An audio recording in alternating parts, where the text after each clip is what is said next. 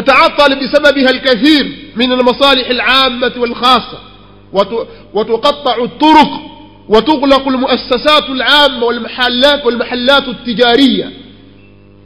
ofisi zinafungwa, masalihi ya watu wote kama ni serikali, kama ni maofisi ya serikali au ya watu binafsi yanafungwa, njia zinafungwa kupitiki tena, na sehemu za kibiashara watu hawafanyi biashara.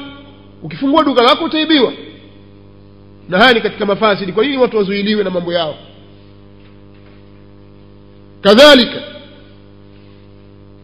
ighfalu at-turuq ash-shar'iyya fi al-mushkilat wa islah al-awda'. Katika madhara makubwa yanayopatikana ni watu wanaghafilika kuzitumia zile njia za kisheria katika kuondosha mambo ya munkarat, mambo ya kukataza maovu na kutengeneza hali. Hivi sasa zile njia ambazo zinatakiwa watu hawazitumii, kwa sababu wajua kuna shortcut ya maandamano.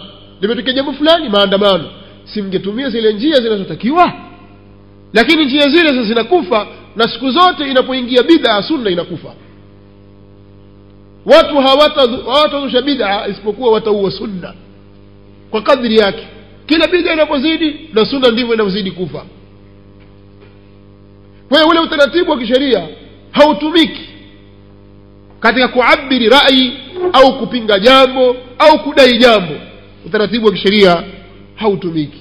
Katika madhara mengine niwazidishie jukwaa nyingine hiyo, ndani yake pia vile vile kuna i'ta'u a'da'i al-islam adh-dhara'i'a lit-tadakhuli fi biladi al-muslimin. Ni kuwapa fursa maadui kuingilia kati na kuingia katika miji ya Waislamu.